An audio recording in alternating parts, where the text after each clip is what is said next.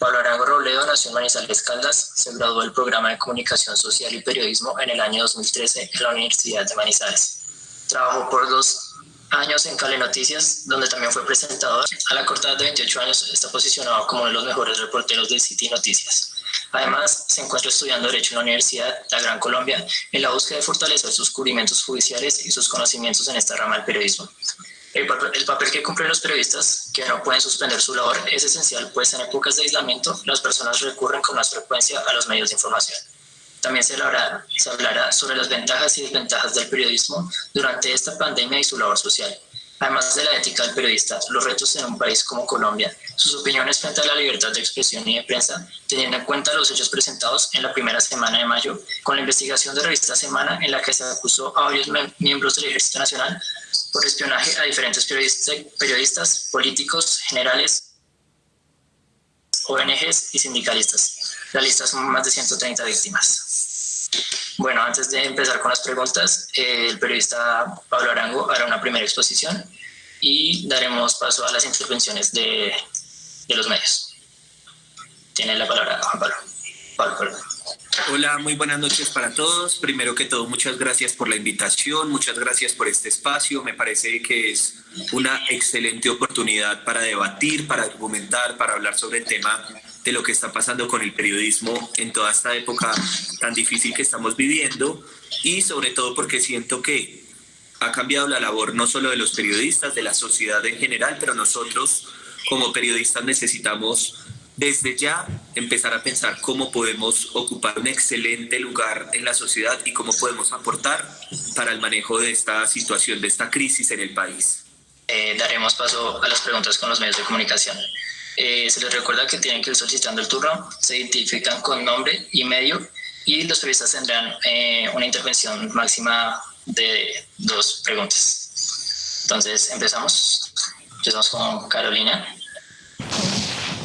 Buenas noches. Buenas noches, Carolina. Mi nombre es Angie Carolina, soy estudiante de la Universidad Minuto de Dios y pues estudiante de Comunicación Social y Periodismo. Mi primera pregunta es sobre que si pondría su vida en riesgo por algo que en realidad cambie la historia colombiana. Bueno, esa es una excelente pregunta y creo que se la respondo inmediatamente diciéndole que ya he puesto mi vida en riesgo. ¿Por qué? Porque el tema del coronavirus es una situación, es un virus completamente contagioso.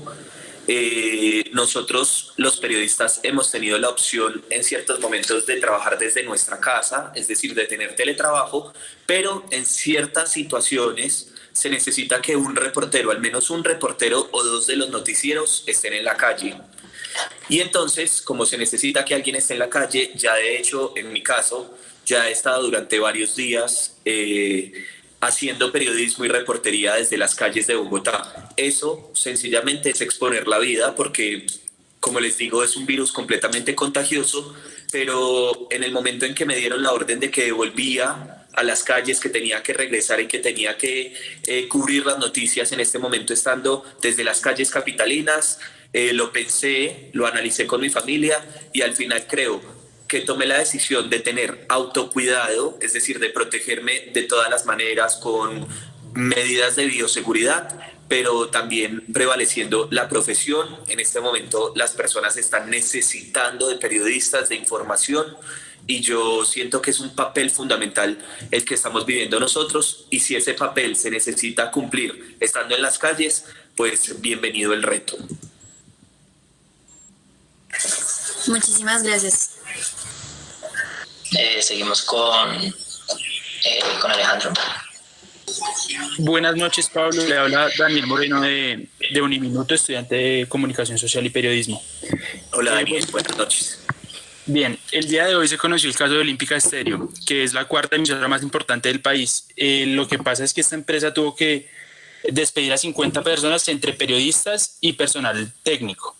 Entonces, mi pregunta es, en el caso de su canal, más específicamente en el espacio televisivo que usted participa, ¿hay zozobra o temor o se han llegado a acuerdos ya con los dirigentes? Daniel, muchas gracias por esa pregunta. Le cuento que muy al contrario de haber zozobra, hay mucha tranquilidad. ¿Por qué? Porque como las personas están desde la casa, están todos en cuarentena, la mayoría, y algunos con excepciones, pero la mayoría estamos en casa, entonces le cuento que el rating de nuestro noticiero está disparadísimo. Como les estaba comentando ahorita, las personas están necesitadas de información. Hoy en día hay muchas falsas noticias, hay fake news y la gente está acudiendo de nuevo a los medios de comunicación tradicionales que saben que contrastan fuentes, que buscan la información en fuentes oficiales y como están regresando necesitando esa información, el rating lo tenemos completamente disparado. ¿Y qué significa tener un rating disparado para nosotros? Eso significa publicidad, significa el tema comercial y significa tener buenas pautas. Entonces, en ese sentido, yo quisiera decirle que las cosas en el canal en este momento para los medios de comunicación en general están bien porque el rating ha estado excelente. Lastimosamente tienen que ser bajo una pandemia, bajo el coronavirus, pero sin duda, como les digo, el papel fundamental de los medios de comunicación en este momento es completamente indiscutible. Muchas gracias, Pablo, y me alegra escuchar eso. Muchas gracias. Vale, seguimos con Daniela Maya. Buenas noches, Pablo, ¿cómo estás? Mi nombre es Andrea Daniela Maya, soy estudiante de Comunicación Social y Periodismo de la Universidad de Toros. Y mi pregunta es la siguiente. ¿Considera que la manera en cómo se ha informado acerca de lo relacionado con el COVID-19 es la manera idónea? Bien, creo que nadie estaba preparado para esta situación, para esta pandemia, nadie, absolutamente nadie, ni los periodistas, ni los administradores de empresas, ni los economistas, ni los vendedores ambulantes, nadie estaba preparado para esto. Si usted me pregunta si hemos hecho un buen cubrimiento de la noticia, creo que como en toda profesión, por supuesto que me imagino que ha habido errores. De hecho, estoy seguro que lo ha habido porque al principio de pronto nos desbocamos a transmitir todas las noticias de manera urgente, sentíamos que de pronto no podíamos explicar muy bien lo que estaba pasando, finalmente era un virus que no entendíamos, pero así como ha habido errores, también ha habido muchos aciertos. ¿A qué me refiero? Aciertos en el tema en contrastar fuentes, como les decía ahorita, en estar pendientes de lo que dice el Ministerio de Salud, en informar oportunamente a las personas. La gente, por ejemplo, en este momento necesita mucha información de servicio. ¿A qué me refiero con eso? Todos los días sale un decreto, todos los días el presidente anuncia nuevas medidas. Eso ha sido clave para los medios de comunicación. Tomar las declaraciones del presidente, tomar ese decreto que está saliendo, desglosarlo, desmenuzarlo y explicárselo al televidente. Ahí, por ejemplo, ha sido fundamental el papel de los medios de comunicación. También poco a poco hemos entendido la importancia de informar sobre el tema del autocuidado, de las medidas de bioseguridad. Entonces yo creo que de pronto si hubo errores, los hubo al principio, cuando apenas estábamos despertando de toda esta situación. Por ejemplo, también otro error que hubo, al principio no creíamos que esto era tan delicado, no sabíamos que esto era tan fuerte, y después cuando ya teníamos casi que la tragedia encima o la pandemia encima, fue que empezamos a transmitir en vivo las situaciones que estábamos necesitando. Creo que ahí faltó un poquito más de prevención e información, pero sin duda el papel de los medios de comunicación ha sido fundamental en términos de información de servicio, de información para la comunidad y de prevención para que la gente sepa cómo poder prevenir el coronavirus, la COVID-19. Vale, muchas gracias, Pablo. Diana Bustamante tiene la palabra. Hola Pablo, buenas noches, gracias por aceptar la invitación. Hola Diana. Bueno, un gusto hablar contigo otra vez, de verdad. Bueno, mi pregunta es, ahora para ti, ahora para usted, ¿qué ha sido lo más difícil? ¿Cuál ha sido el reto y cuáles han sido los métodos de cambio en su vida diaria frente a cómo estaba cubriendo antes y cómo está cubriendo ahora con todo esto de coronavirus? ¿Qué ha sido lo más duro y lo más difícil frente a todo esto? Bueno, entonces empiezo la respuesta por el tema de los cambios. Los cambios sin duda han sido impresionantes. Jamás me imaginé transmitir un noticiero desde mi casa, es decir, salir en directo y montar todo un set desde mi casa, desde mi domicilio. Lo hice, salí en directo y creo que le he respondido esto a las personas que me lo han preguntado. Antes los periodistas íbamos a la noticia, íbamos a la información. Ahora la información nos busca a nosotros porque como la mayoría de reporteros y presentadores estamos transmitiendo desde la casa, entonces lo que hacen las empresas, las fuentes, como la Fiscalía, la Procuraduría, la Personería, es acudir a nosotros y que nosotros informemos esa noticia. Entonces, repito eso, antes nosotros íbamos a la noticia, ahora muchas veces la noticia viene a nosotros. Eso ha sido un cambio, transmitir desde mi casa ha sido un cambio, jamás me lo imaginé, como les decía. Y sobre el tema de qué ha sido lo más seguro, el tema de los riesgos, sin duda. Como al principio estaba teletrabajando, listo, bien, me podía cuidar, podía estar en mi casa, pero como después me mandaron a las calles, lo más difícil era pensar en que podía llegar a mi casa y podía o tener el virus o transmitírselo a mis familiares, a las personas que quiero, que amo con todo mi corazón. Entonces, eso fue una incertidumbre, una sensación de desasosiego muy grande al principio, pero después, con el autocuidado, traté de ir mitigando la situación y creo que el autocuidado es clave. Creo que si nos cuidamos, podemos combatir esta pandemia. Ok, Pablo, muchísimas gracias. Seguimos con Sebastián Cortés. Pablo, buenas noches. Mi nombre es Sebastián Cortés. Un gusto tenerlo acá. Pablo, usted hablaba hace unos minutos acerca del tema de bioseguridad y respecto pues a que precisamente les hacían el llamado para hacer ese periodismo desde las calles o quizás desde el mismo centro en Sitio TV. ¿Qué medidas o cuáles son los procesos o los protocolos de bioseguridad que ha tomado el canal con ustedes? Bueno, son muchos, pero básicamente se los voy a resumir, Sebastián. Cada vez que llegamos al canal, en la entrada tenemos que llenar un formato. En ese formato respondemos si hemos tenido o no contacto con extranjeros, si en los últimos días hemos presentado síntomas de fiebre, de tos, de dificultad para respirar. Después de que llenamos ese formato, nos miden la temperatura. La temperatura debe estar acorde. Después de eso, nos realizan una desinfección. La desinfección es inicio de lavado de manos y después hay alcohol, nos suministran totalmente alcohol por todo el cuerpo y finalmente nos dan gel antibacterial. Eso para la entrada. Después de que estamos dentro del canal, inmediatamente nos entregan los tapabocas. No se supone que nosotros ya debemos llegar al canal con el tapabocas respectivo. En el canal nos entregan otro tapabocas, nos entregan unos guantes de látex para poder salir a grabar. En ciertos momentos se utilizan esos guantes, no siempre se deben utilizar. Es importante decir eso.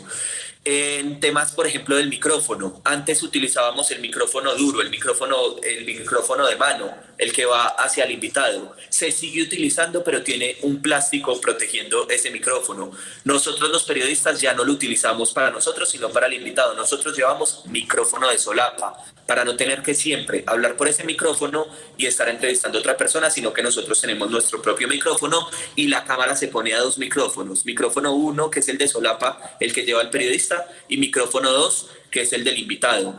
Ese invitado nos entrevista a menos de 2 metros, entonces se preguntarán cómo lo hacemos. Utilizamos una caña, la caña la estiramos y así hacemos la entrevista del invitado. Entonces el invitado termina estando casi a 2 metros de distancia de uno y le hacemos la pregunta duro para que nos pueda escuchar. En los carros los cambiaron. Antes eran camionetas, ahora son unas van.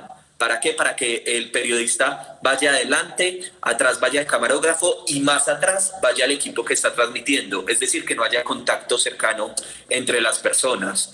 No, es que son muchas medidas. El tema de que en el estudio está la presentadora y la productora, pare de contar. El resto, jefes de emisión, periodistas, el resto de gente está en la casa teletrabajando. Y yo y una compañera y yo somos los únicos que estamos en calle. De resto, pare de contar. La sala de redacción del Tiempo Casa Editorial asusta a las 5 de la mañana cuando llegamos, porque somos María Fernanda y yo únicamente. De resto, nadie más, los vigilantes y no más, y la presentadora. Eso es todo. Puede seguir con su intervención, Mariana Corredor.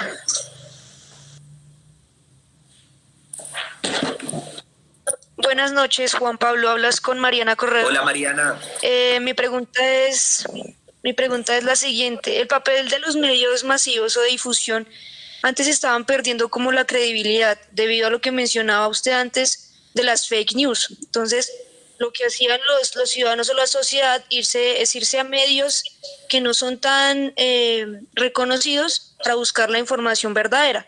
¿Cree usted que con esta situación que vive el país actualmente, estos medios principales han ganado más credibilidad? O sea, ya no es tanto la desinformación que tienen los ciudadanos en los medios principales. Mire, Mariana, yo creo que hay grandes medios de comunicación en el país que en ciertos momentos se volvieron muy políticos y eso al final le pasó factura en términos de audiencia. La gente dejó de creer en los medios y dejó de consumir medios tradicionales y en ciertos momentos migraron para otros medios, como lo dice usted, de pronto con no tanto reconocimiento, pero que de pronto la gente se sentía mayormente identificada. ¿Qué ha pasado ahora? Que ha habido muchas falsas noticias, muchísimas falsas noticias, no solo en el tema del coronavirus, ha habido falsas noticias, por ejemplo, de que se presentaron atracos masivos en una localidad específica de Bogotá o de Medellín o de Cali, que se presentaron 19 muertes por coronavirus y no hay cómo recoger los cadáveres que están tirados en un pueblo lejano.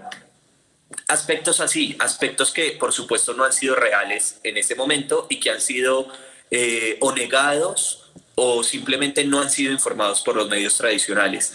Para responderle a la pregunta, yo creo que hoy en día la gente nos está volviendo a dar credibilidad porque se está dando cuenta que aunque migraron en muchas ocasiones, porque como le digo pasaron factura por los temas políticos, saben que también los medios de comunicación hacemos un trabajo incansable, juicioso, con pasión, con dedicación, con ganas de saber cuál es la verdad, con contrastar fuentes, buscar la fuente primaria, la secundaria, irse al lugar de la noticia. Entonces yo creo que todos esos aspectos están siendo reflejados en el tema de las audiencias. A mí me llega todos los días el tema de la audiencia, no solo de mi canal, sino de los canales en general.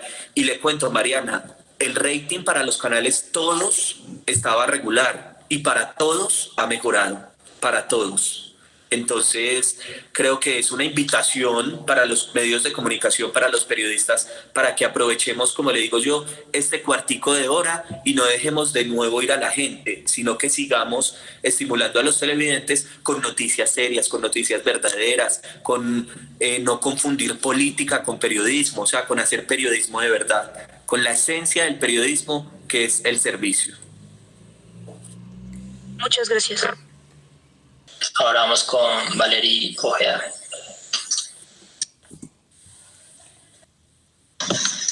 Hola, buenas noches, Pablo, ¿cómo estás? Hola, Valerie. Bueno, ¿cuál crees tú que es como la motivación, una de las mejores motivaciones que tiene un periodista para continuar en su labor en medio de esta pandemia? Yo creo que la mejor motivación que tenemos los periodistas en este momento es el servicio, saber que por medio de nuestra labor estamos ayudándole a tantas personas, ayudando no solo con la información, sino, por ejemplo, denunciando. Hay muchos barrios en Bogotá, se lo pongo con un ejemplo, en los que las ayudas de Bogotá Solidario en Casa no habían llegado, sencillamente o por desconocimiento o por diferentes aspectos que hemos hecho, o yo me he tomado la tarea de denunciar barrio por barrio donde no están llegando esas ayudas para que hasta allá pueda llegar el distrito y pueda llevar esos mercados que está necesitando la gente. Yo le cuento, Mariana, que en este momento hay muchas personas en Colombia y eso no es ni frase de cajón, ni porque me lo inventé. Hay gente literalmente aguantando hambre, es que de verdad lo están aguantando. Entonces es definitivamente un placer, una alegría poder ayudar desde nuestra profesión a generar mercados para esas personas. Si de pronto nosotros tenemos un poquito de reconocimiento, un poquito de popularidad, ojalá pudiéramos ayudar a esas personas que están necesitando esos alimentos, porque hay mucha gente que la está pasando muy mal en este momento. Entonces el tema de la función social es una motivación, el tema de búsqueda de la verdad es otra motivación, y pues para mí siempre va a ser mi familia es mi eje fundamental, Dios, y yo siempre estoy con mi familia y con Dios conectadísimo en todo sentido, porque por ejemplo la primera vez que supe que debía salir a la calle me angustié mucho. ¿Y quién tuve ahí? Pues a mi familia como apoyo, diciéndome tranquilo, todo va a estar bien. Entonces esa es una gran motivación. Ahora me acaban de avisar hace 25 minutos a través de un correo que vuelvo a teletrabajar, que vuelvo a estar desde la casa. Le cuento a mi familia, se ponen muy contentos, me dicen que maravilloso, que qué rico, que de nuevo vuelva a estar protegido desde mi casa. Entonces las motivaciones son muchas, Mariana. Valerie. Vale, muchas gracias. Continuamos con Gerson. Hola Pablo, hablas con Gerson Murcia, estudiante de comunicación social. Yo Hola. quería preguntar Sí.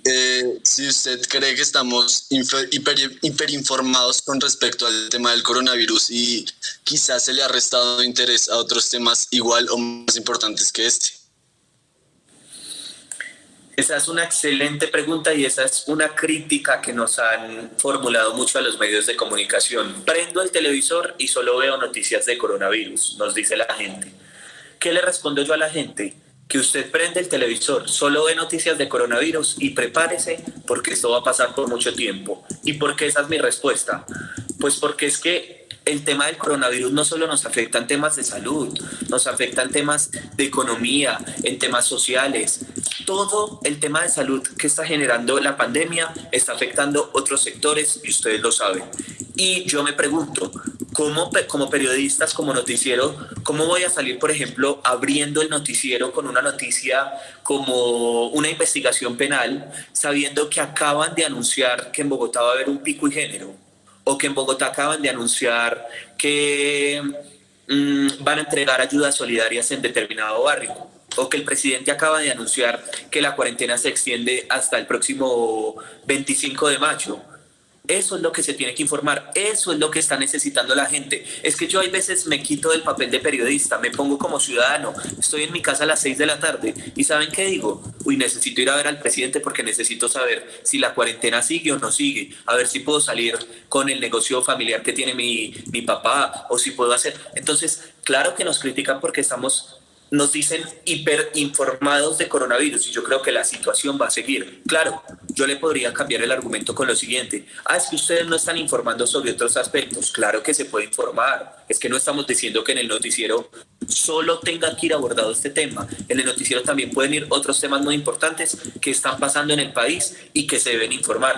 Peleas políticas que están sucediendo, investigaciones, el tema de los hurtos que están aumentando en una ciudad como Bogotá, porque como está tan vacía, entonces los delincuentes aprovechan. Eso hay que informarlo. Es decir, creería que tiene que haber un equilibrio como para concluir esta respuesta. No creo que estemos hiperinformados, pero si la gente quiere exigir otro tipo de noticias, aunque deberán esperar porque la noticia principal en este momento y por mucho tiempo va a ser el coronavirus, también lo podemos hacer desde otros aspectos de la información. Vale, muchísimas gracias, Pablo. Lady Barragán puede continuar con su intervención.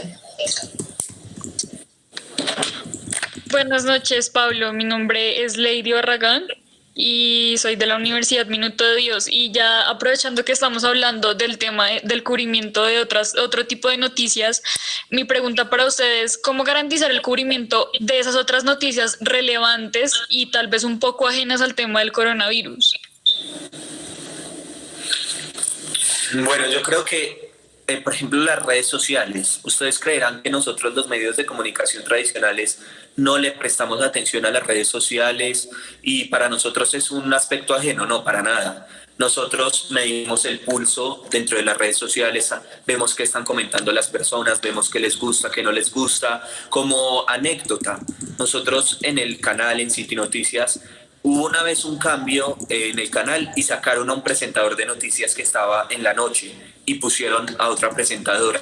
Fue tal la presión que hubo dentro de las redes sociales que ese presentador tuvieron que volverlo a poner a transmitir su noticiero, a presentarlo, y a la presentadora la pasaron para otra hora. Es decir, quise poner ese ejemplo para que vean que la presión de las redes sociales es importante. Entonces, ¿cómo garantizar que se transmitan otro tipo de noticias? Creería que es fundamental el papel de los ciudadanos que son vigilantes de la información, que están pendientes de lo que estén haciendo los medios de comunicación. Ellos a través de las redes sociales pueden exigir esas noticias. Y yo creo que sin duda, Lady, el tema de la temperatura del país, de lo que vaya pasando en el país, de lo que vaya sucediendo, nos va a ir guiando a los periodistas para saber cómo vamos a ir dando esa información. Créame que en este momento, si abrimos el noticiero con noticias de coronavirus, es porque realmente vale la pena y lo amerita. En el momento en que pasen otras informaciones que también sean de total importancia, de total relevancia, muy seguramente van a estar abriendo los noticieros. Pero por ahora,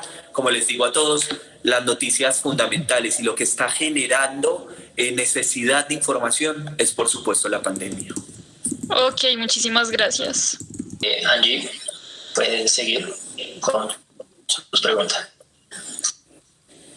Hola, buenas noches, Pablo. Hablas con Angie. Mira, mi pregunta es, ¿cree que el tema de las chuzadas por parte del ejército colombiano modificó la manera en cómo se concibe el periodismo? Pues Angie, mire, yo le digo, para mí el tema de chuzadas no es nuevo en el país. Es algo que ya ha venido sucediendo, que cada vez que salen este tipo de noticias decepcionan, nos ponen en preocupación, nos ponen muy tristes, pero es algo que ya había ocurrido.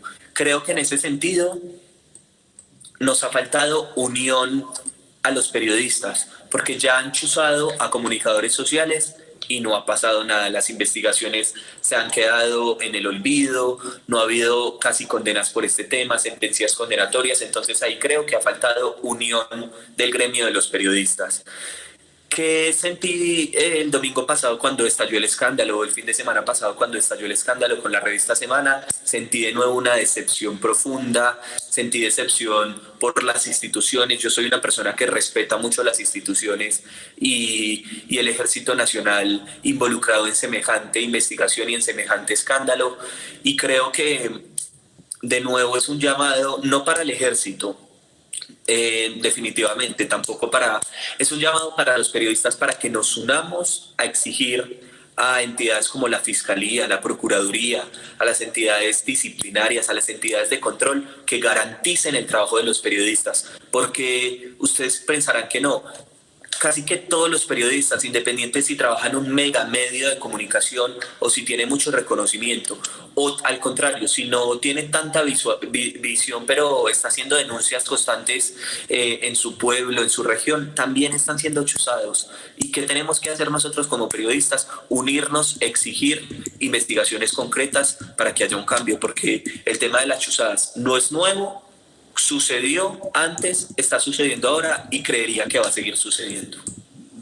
Vale, muchísimas gracias por tu respuesta.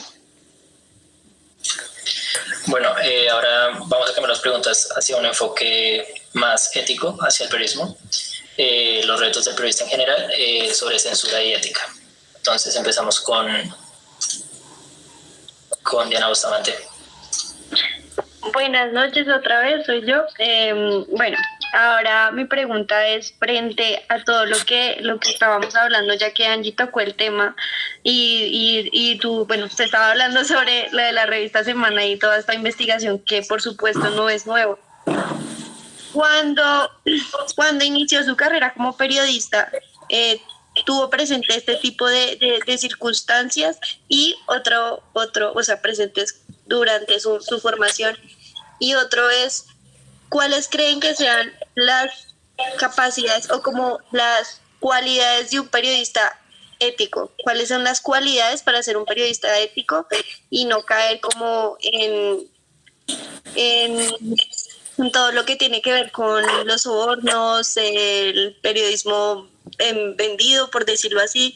¿Cuáles creen que son cuáles creen que son las características de un periodista ético, mejor dicho, de un periodista de verdad? Porque se supone que un periodista es el que tiene que decir la verdad y el que tiene que informar y tiene que apoyar tiene que apoyar la opinión pública con la verdad. Entonces, ¿cuáles son las características que debería tener un periodista ético, según usted, por su formación y por su trayectoria como periodista? Bueno, la primera respuesta es, no me sorprendió el tema ni de las chuzadas, ni de pronto el tema de los sobornos, porque desde que estaba en la universidad y cuando recién empecé a hacer la práctica aquí en la ciudad de Bogotá, vi cómo era, digamos, el tejemaneje de este tipo de situaciones. Yo soy periodista judicial, desarrollo mi carrera en los juzgados de Palo Quemado, en las noticias judiciales, en la Corte Suprema de Justicia, y ahí se emiten noticias que son de mucho interés en ocasiones particular. Me explico, hay gente que para que le vaya bien en un proceso o le vaya mal, por el contrario, depende mucho de los medios de comunicación. Entonces ahí puede ser muy fácil de que se generen ese tipo de sobornos que usted me está mencionando, y como para aterrizarlo, o palabras más, palabras menos, periodista, de esta información y yo le doy tanto dinero. Pero entonces yo creo que ahí está, digamos, el papel que ha ejercido durante toda la vida de nosotros la educación. Yo creo que la educación para mí ha sido fundamental, porque cada vez que he recibido este tipo de propuestas, lo primero que se me pasa a la mente es mi mamá. O sea, lo primero que pienso es, jamás haría esto, porque definitivamente estaría decepcionando el gran esfuerzo que hizo mi mamá y mi papá por ayudarme a pagar la universidad y por hacerme un periodista. Eso por un lado. Por el otro lado, hay periodistas en el país que confunden el tema de la política con hacer periodismo. O sea, que están disfrazándose de hacer política con periodismo.